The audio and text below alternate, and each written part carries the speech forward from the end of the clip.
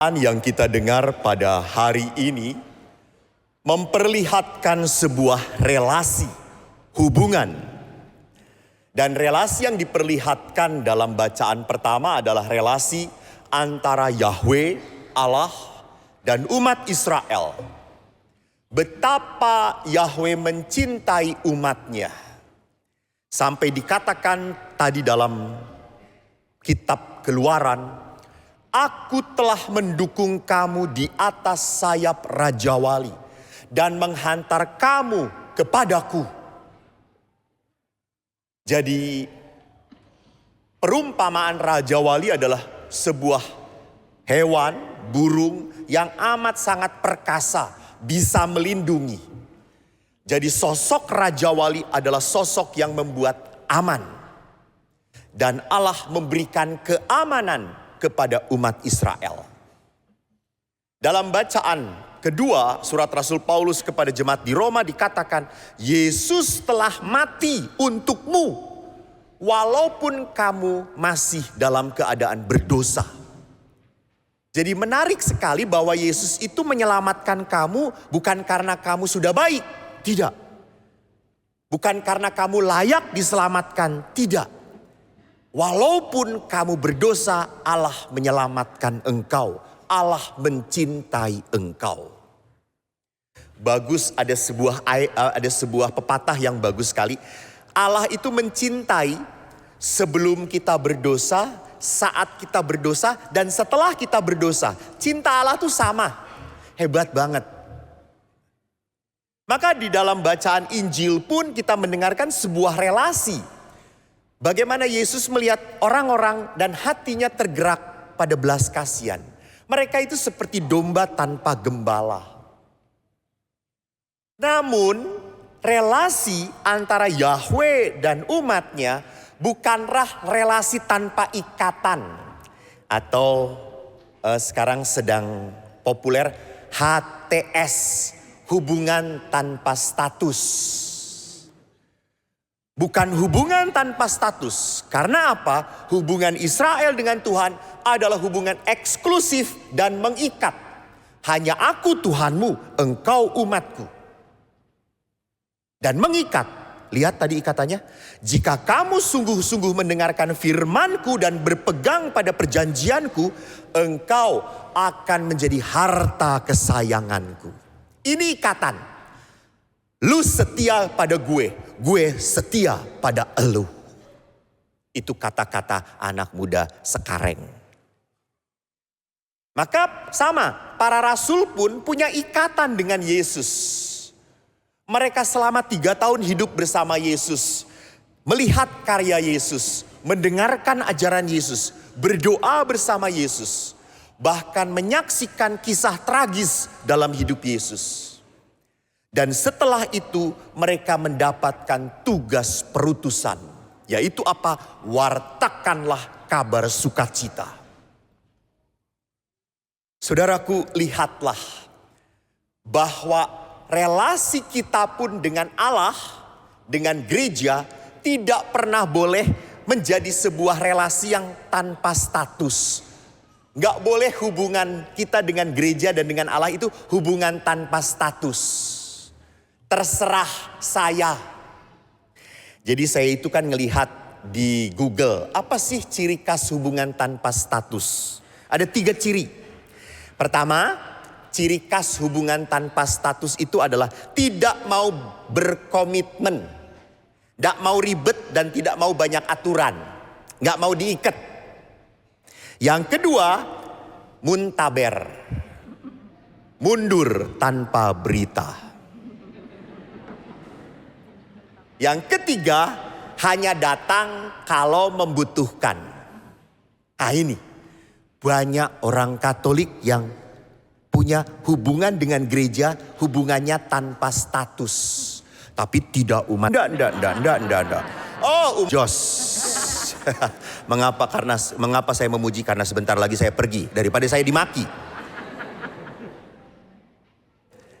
Menyedihkan toh kalau ada umat yang mau Romo, mau jadi Katolik aja susah, harus katekumen 1 tahun, ribet, ngapain? Mendingan ke gereja lain saja. Gampang, mau, ayo dibaptis dalam nama Allah Bapa, Putra dan Roh Kudus, amin. Kucelupkan dan kau kutenggelamkan. Baru tahun depan bangkit gitu ya. Ya, mau jadi pengikut Yesus jangan gampangan. Tidak bisa jadi orang Katolik yang tidak mengerti imannya. Ngapain? Nggak bener jadi orang Katolik blow on.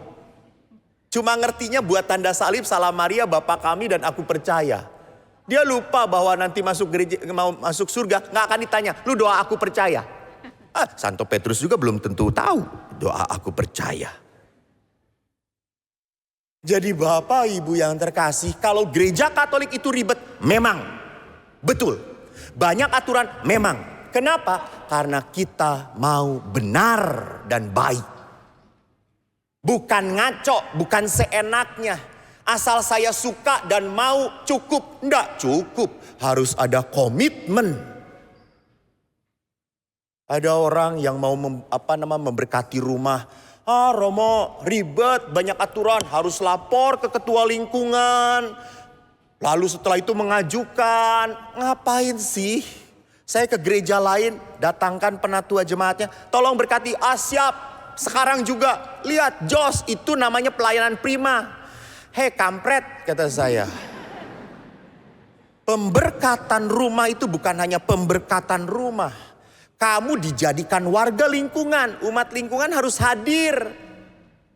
Supaya kamu hidup di dalam lingkungan. Bukan memberkati gedungnya, gedung tidak perlu diberkati. Banyak setannya, setan tuh kamu. Bukan gedungnya, kata saya. Jadi apa yang saya mau katakan, kita harus sadar kenapa gereja punya kebijaksanaan yang seperti itu. Karena gereja tidak mau satu domba pun tidak dipelihara imannya di dalam gereja. Jadi kalau mau menikah di gereja Katolik itu susah, memang. Enggak mudah. Kenapa kok susah? Karena kamu harus bertahan sampai mati. Maka harus dipersiapkan betul-betul. Menjadi pastor pun enggak mudah. 10 tahun masih bodoh seperti ini. Yang kedua, ciri khas hubungan tanpa status adalah apa? Mundur tanpa berita, muntaber. Banyak orang-orang itu sudah lama tidak ke gereja. Saya itu 3 tahun kan di sini. Tahun pertama sebelum pandemi, itu saya melihat itu ada. Pada saat pandemi nggak ada ya nggak apa-apa, karena kan gereja ditutup. Setelah dibuka kembali nggak datang-datang. Lalu saya tanya, ketemu kebetulan, saya tanya, masih Katolik kah? Masih Romo? Loh, kok nggak ke gereja? Libur dulu Romo. Ya Allah. Ke gereja ada cuti saudara-saudara. Jadi silahkan Anda setahun sekali boleh cuti. Macam apa? Kita melihat ke gereja itu sebagai sesuatu kewajiban. Bukan sebagai sesuatu kerinduan. Saya rindu untuk berjumpa dengan Allah. Saya rindu diberi makan oleh Tuhan. Ada orang Katolik juga yang muntaber karena apa? Tersinggung. Khotbah Romo Eko mah nyebelin. Saya nggak akan ke gereja sebelum Romo Eko pergi dari gereja ini. Kamu ke gereja bertemu Allah, bukan ketemu Romonya. Jadi tersinggung seperti apapun dengan para pelayan yang lain, dengan imamnya, tetap bertahanlah dalam imanmu. Karena yang menyelamatkan itu bukan kau suka dengan imamnya, dengan pasturnya atau bukan. Yang menyelamatkan itu adalah kesetiaanmu sebagai anak Tuhan. Yang terakhir adalah kita hanya datang ke gereja kalau kita membutuhkan. Kalau kita mau diberkati rumahnya, baru mulai aktif. Kalau mau menikahkan anak, baru mulai nongol. Kalau mau meninggal, bawa peti mati ke gereja. Saudaraku, ingat ayat terakhir dalam bacaan Injil bagus. Kamu telah memperolehnya dengan cuma-cuma. Karena itu berikanlah pula dengan cuma-cuma. Memperoleh, berikan. Dengan cuma-cuma, dengan cuma-cuma. Kalau kita memperoleh berkat dari Tuhan dan kita tidak pernah memberikan apapun kepada sesama kita sebagai persembahan kepada Tuhan, maka hidup kita percuma ada di dunia ini.